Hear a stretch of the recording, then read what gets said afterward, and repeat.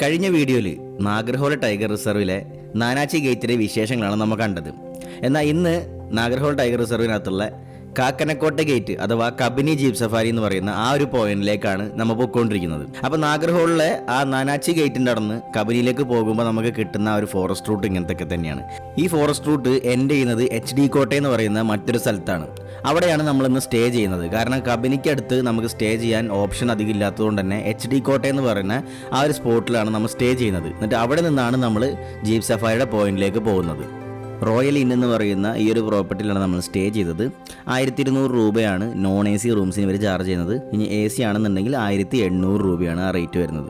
പക്ഷേ വളരെ value for money rooms ആയിട്ടാണ് എനിക്ക് ഫീൽ ചെയ്തത്. അതുകൊണ്ട് തന്നെയാണ് ഞാനിത് ഫീച്ചർ ചെയ്തതും. നല്ല നീറ്റായിട്ടുള്ള റൂംസാണ്, അതിൻ്റെ കൂടെ നല്ല നീറ്റായിട്ടുള്ള വാഷ്റൂംസ് നമുക്ക് അവൈലബിൾ ആണ്. മൊത്തത്തിൽ ആ നിൽക്കുന്ന സ്ഥലമായാലും അടിപൊളിയാണ്. പിന്നെ മാത്രമല്ല, ഇനി ഭക്ഷണത്തിനായാലും നമുക്ക് തൊട്ടടിയിൽ തന്നെ ഇന്ത്യൻ റെസ്റ്റോറൻറ്റ് എന്ന് പറഞ്ഞ റെസ്റ്റോറൻറ്റ് ഉണ്ട്. നല്ല ഭക്ഷണമാണ്, വില കുറവാണ്. അപ്പോൾ അതിൻ്റെ ഒരു മെനുവിൻ്റെ ഒരു ഡീറ്റെയിൽസും കൂടെ ഞാൻ ഇതിനകത്ത് അറ്റാച്ച് ചെയ്യുന്നുണ്ട്. അപ്പോൾ നിങ്ങൾക്ക് ഒരു ഐഡിയ കിട്ടും ഇവിടുത്തെ റേറ്റിൻ്റെ ആ ഒരു രീതി. നല്ല വിശാലമായ പാർക്കിംഗ് ആയാലും നമുക്ക് ഇതിൻ്റെ കൂടെ അവൈലബിൾ ആണ്.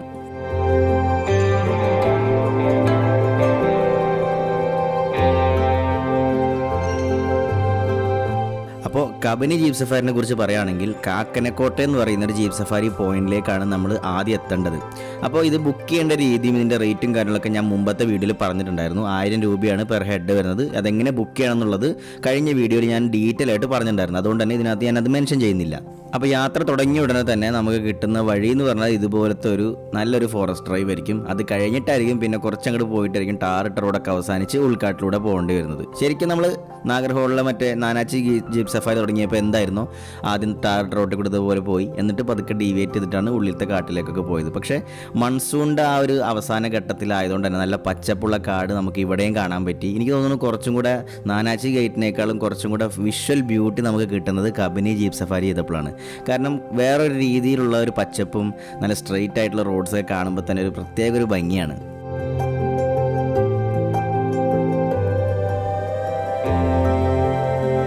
അങ്ങനെ കാടിനുള്ളിൽ കയറുമ്പോൾ ഫസ്റ്റ് കാണുന്നത് ഇതേപോലത്തെ വഴിയൊക്കെ തന്നെയാണ്. അപ്പോൾ അതിൻ്റെ ഉള്ളിൽ കൂടെയാണ് ഇനിയുള്ള യാത്രകളൊക്കെ നമുക്ക് വരുന്നത്. അപ്പോൾ ആ പോകുന്ന വഴിയിലത്തെ കുറച്ച് കാഴ്ചകളും ആ ഭംഗിയൊക്കെ നമുക്കൊന്ന് കണ്ടു നോക്കാം.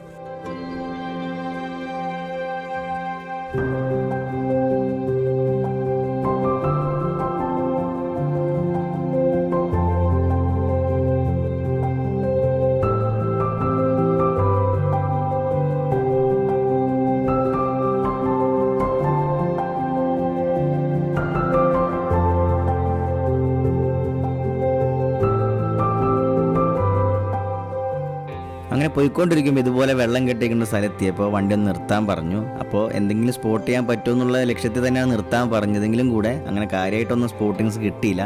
പക്ഷേ എന്നിരുന്നാലും ആ ഒരു വ്യൂ നല്ല രീതിയിൽ കണ്ടിരിക്കാൻ ഒരുപാട് നേരം എനിക്ക് സാധിച്ചു.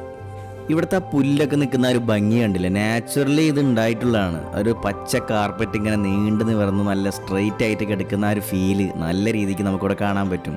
അതൊക്കെ കണ്ടിങ്ങനെ യാത്ര ചെയ്യുമ്പോൾ തന്നെ നല്ല ഭംഗിയാണ്. ജൂലൈ മാസമാണ് ഞാനിത് ഷൂട്ട് ചെയ്യുന്നത്. അപ്പോൾ അതുകൊണ്ട് തന്നെ ആ സമയത്തായിരിക്കും ഇതുപോലത്തെ ഒരു പച്ചപ്പൊക്കെ നമുക്ക് അനുഭവപ്പെടുന്നത്. ഇനിയിപ്പോൾ ഒരു മാർച്ച് ഏപ്രിൽ മെയ് ഒക്കെ ആകുമ്പോൾ കുറച്ചും കൂടെ ഡ്രൈ സീസണായിട്ടായിരിക്കും നമുക്കിവിടെ ഫീൽ ചെയ്യുന്നത്. ഇത്രക്കാണ്ട് പച്ചപ്പ് നമുക്ക് കണ്ടുവന്ന് വരില്ല. പക്ഷേ എന്നിരുന്നാലും ആനിമൽ സൈറ്റിങ്സിന് ഏറ്റവും ബെസ്റ്റായിട്ട് വരുന്നത് ഡ്രൈ സീസൺ തന്നെയാണ്. അതിൻ്റെ കാരണം ഞാൻ മുമ്പത്തെ വീഡിയോയിലും പറഞ്ഞിട്ടുണ്ടായിരുന്നു. നമുക്ക് ഈ സൈഡിൽ കാണുന്നത് പോലത്തെ ചെടികളൊക്കെ ഇങ്ങനെ മഴക്കാലത്ത് ഇങ്ങനെ വളർന്നു നിൽക്കും. അപ്പോൾ അതുകൊണ്ട് തന്നെ അതിൻ്റെ ഇടയിൽ മൃഗങ്ങൾ ഇരിക്കുമ്പോൾ നമുക്കത് കാണാൻ പറ്റില്ല. പക്ഷേ ഡ്രൈ സീസൺ ആണെങ്കിൽ പിന്നെ അങ്ങനത്തെ ബുദ്ധിമുട്ടൊന്നുമില്ല. നമുക്ക് ഇത്തിരി വിഷൻ കൂടുതലായിരിക്കും, ദൂരക്കാഴ്ച കുറച്ചധികം കാണാൻ പറ്റുന്നതുകൊണ്ട് തന്നെ ആനിമൽ സൈറ്റിങ്സ് കുറച്ചും കൂടെ എളുപ്പമായിട്ട് നമുക്ക് കിട്ടുന്നുണ്ടാവും.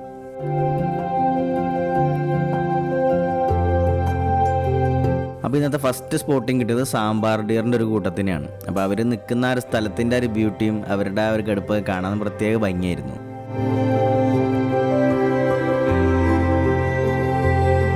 അത് കഴിഞ്ഞിട്ട് നമുക്ക് എപ്പോഴും കാണാൻ പറ്റുന്ന പോലത്തെ ഒരുപാട് മാൻകൂട്ടങ്ങളുടെ ഒരു വ്യൂ തന്നെയാണ് പിന്നീടും കാണാൻ പറ്റിയത്. സത്യം പറഞ്ഞാൽ മാനുകളെ കാണാൻ വലിയ ക്ഷാമമൊന്നും നമുക്ക് ഈ കാട്ടിൽ വന്നാൽ ഉണ്ടാവില്ല.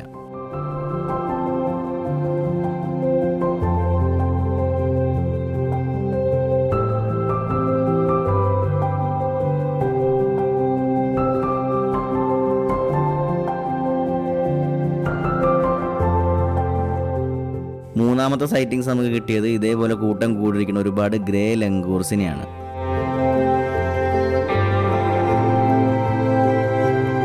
ഇതുപോലെ ജീപ്പ് സഫാരി കൂടെ നമ്മൾ കാട്ടിൽ കൂടെ യാത്ര ചെയ്യുമ്പോൾ നമ്മളെല്ലാവരും ആഗ്രഹിക്കുന്നത് കടുവ അല്ലെങ്കിൽ പുലി അങ്ങനെ പോലുള്ള മൃഗങ്ങളെ കാണാനായിരിക്കും.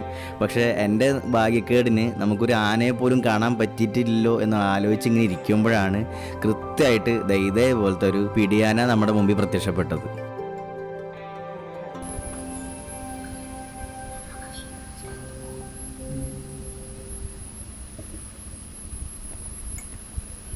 നമുക്ക് സാധാരണ ചൊറിച്ചിൽ വരുമ്പോൾ നമുക്കത് കൈകൊണ്ട് മാന്തി തീർക്കാൻ പറ്റും. പക്ഷേ ഇവർക്കത് പറ്റാത്തത് കൊണ്ട് ഇതേപോലെ മരത്തുമ്മലോ അല്ലെങ്കിൽ അങ്ങനത്തെ ഒരു പ്രതലത്തിലിട്ട് ഒരച്ചിട്ടാണ് ഈ വിറ്റങ്ങൾ അതിനുള്ള സുഖം കണ്ടെത്തുന്നത്.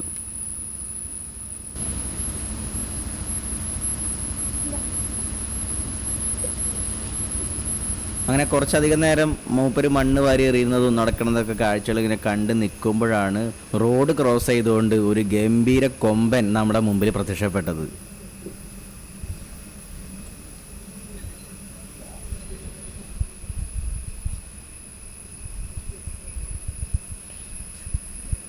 തൊട്ടപ്പുറത്തുള്ളൊരു സഫാരി വണ്ടിയുടെ അടുത്ത് കൂടെ പോയെങ്കിലും കൂടെ ആൾ വേറെ ബുദ്ധിമുട്ടൊന്നും ഉണ്ടാക്കിയില്ല. സമാധാനപരമായിട്ട് തന്നെയാണ് ആളത് പാസ് ചെയ്ത് പോയത്.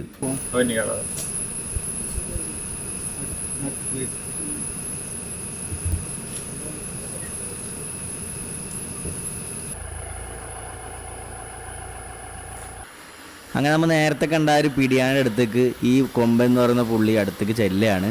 അപ്പോൾ കണ്ട ഭയങ്കര റൊമാൻറ്റിക് ഫീലൊക്കെ തരുന്ന രീതിയിലാണ് പോണത്. അപ്പോൾ ഏറെക്കുറെ ഇപ്പോൾ കൺഫേം ചെയ്യാം ആൾ വേറൊരു മൂഡിലാണെന്നുള്ളത്. അങ്ങനെ കുറച്ച് നേരം മൂപ്പര് പിടിയാനയുടെ ചുറ്റിങ്ങനെ നടന്ന് തൊട്ട് തല ഓടി ആ ഒരു വേറെ മൂഡിലേക്ക് ഇങ്ങനെ വരുമ്പോഴേക്കും ആശാത്തി എന്താ ചെയ്തത്, നേരെ ആനപ്പണിട്ട് കൊടുത്തു. അതോടെ പുള്ളിക്കാരൻ്റെ ആ ഒരു ഫ്ലോ അങ്ങോട്ട് പോയി. പിന്നെ മൂപ്പര് വേറൊരു വഴി കൂടെ തിരിച്ചു പോയി. എന്നാൽ പിന്നെ കുറച്ച് ദാഹിക്കുന്നുണ്ട്, വെള്ളമെങ്കിലും കുടിച്ചേക്കാം എന്നുള്ള രീതിയിൽ നേരെ ആ വെള്ളത്തിലേക്ക് ഇറങ്ങി വെള്ളം കൂടിയും മൂപ്പരുടെ ഒരു സെക്ഷനിലേക്ക് അങ്ങോട്ട് നീങ്ങി തുടങ്ങി. സത്യം പറഞ്ഞാൽ നമുക്കിതുപോലെ ആനനെ വെറുതെ സ്പോട്ട് ചെയ്യാതെ ഈ വിറ്റങ്ങളുടെ ഇതുപോലെ എന്തെങ്കിലുമൊക്കെ ആക്ടിവിറ്റി നമ്മൾക്കിങ്ങനെ കണ്ട് ഇരിക്കുമ്പോൾ കിട്ടുന്ന ഒരു ഫീൽ നിസ്സാരമല്ല. ഇനി ഈ കൊമ്പൻ ഉദ്ദേശം തന്നെയാണോ ഞാനിവിടെ പറഞ്ഞതെന്നും എനിക്കറിയില്ല. എനിക്കിവിടെ തോന്നിയ കാര്യം ഞാനിവിടെ പറഞ്ഞു എന്നുള്ളൂ.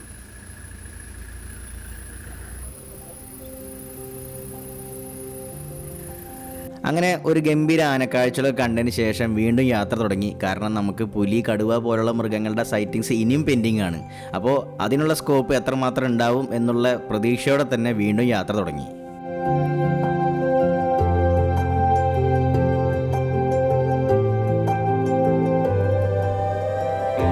പക്ഷെ നമുക്ക് വീണ്ടും കിട്ടിയ സൈറ്റിങ്സ് വീണ്ടും ആനകൾ തന്നെയായിരുന്നു. കാരണം മറ്റൊരു പിടിയാനാണ് വീണ്ടും നമുക്ക് കാണാൻ പറ്റിയത്. പക്ഷെ നേരത്തെ ഒരുപാട് നേരം ആനകളുടെ അടുത്ത് ഇങ്ങനെ കണ്ട് സ്പെൻഡ് ചെയ്തുകൊണ്ട് തന്നെ വീണ്ടും ആനനെ കാണുമ്പോൾ നമുക്ക് അത്ര എക്സൈറ്റിംഗ് ആയിരുന്നില്ല.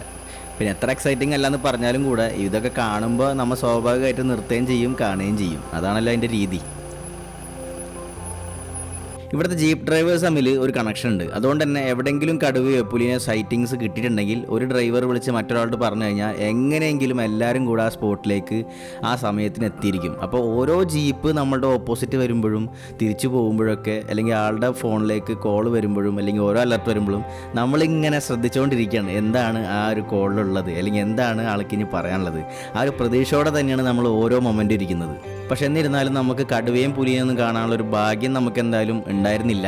ഇതുപോലത്തെ ഓപ്പൺ ഏരിയയിലൊക്കെ വന്ന് ഒരുപാട് നേരം നമ്മൾ സ്ട്രഗിൾ ചെയ്ത് നോക്കിയെങ്കിലും കൂടെ ഒന്നിനൊരു ഫലം ഉണ്ടായില്ല എന്ന് തന്നെയാണ് പറയാൻ പറ്റുന്നത്. അങ്ങനെ പ്രതീക്ഷകൾ അസ്തമിച്ച് തിരിച്ചു പോയിക്കൊണ്ടിരിക്കുമ്പോൾ കാടിൻ്റെ ഇടയിൽ കണ്ട് ചെടികൾക്കിടയിൽ ഒരു സൗണ്ട്. പക്ഷെ ആ ശബ്ദം എന്താണെന്ന് അറിയാൻ വേണ്ടി ഒന്ന് നോക്കിയപ്പോൾ പക്ഷെ കണ്ടതാണെങ്കിലോ മറ്റൊരു മാൻകൂട്ടത്തെയാണ്. അതുകൊണ്ട് ആ ഒരു പ്രതീക്ഷയും അവിടെ കൈവിട്ടു. അങ്ങനെ കൈവിട്ട പ്രതീക്ഷയോടെ തന്നെ നമ്മൾ ആ കാട്ടിൽ നിന്ന് സമയം കഴിഞ്ഞപ്പോൾ പതുക്കെ എക്സിറ്റ് ചെയ്ത് തുടങ്ങി. അങ്ങനെ ആ മണ്ണിട്ട വഴി കൂടെ ഇറങ്ങി പതുക്കെ ആ കോൺക്രീറ്റ് വഴികൾ വന്നു തുടങ്ങി. പിന്നെ ടാറിട്ട വഴിയായി. അങ്ങനെ തിരിച്ച് നമ്മളുടെ ആ ചെക്ക് പോസ്റ്റിൻ്റെ ആ ഒരു ഭാഗത്തും എത്തി. അപ്പോൾ ചുരുക്കി പറഞ്ഞ ആനിമൽ സൈറ്റിങ്സ് ഒക്കെ നമ്മളുടെ ഭാഗ്യം പോലെ ഇരിക്കും. ഏത് കബനിയിൽ പോയാലും ഏത് നാഗർഹോള് മറ്റേ നാനാജി പോയി കഴിഞ്ഞാലും നമുക്ക് സൈറ്റിങ്സ് കിട്ടാൻ ഒരു ഭാഗ്യം വേണം. ആ ഭാഗ്യം എനിക്കില്ലാണ്ടായി പോയി. പക്ഷെ നാളെ നിങ്ങൾക്ക് ആ ഭാഗ്യം ഉണ്ടാവട്ടെ എന്ന് ആശംസിച്ചുകൊണ്ട് അടുത്തൊരു വീഡിയോ ബന്ദിപ്പൂർ ടൈഗർ റിസർവിലെ ആ ഫോറസ്റ്റ് റിസോർട്ടായിട്ട് കാണുന്നവരേക്കും ഗുഡ് ബൈ.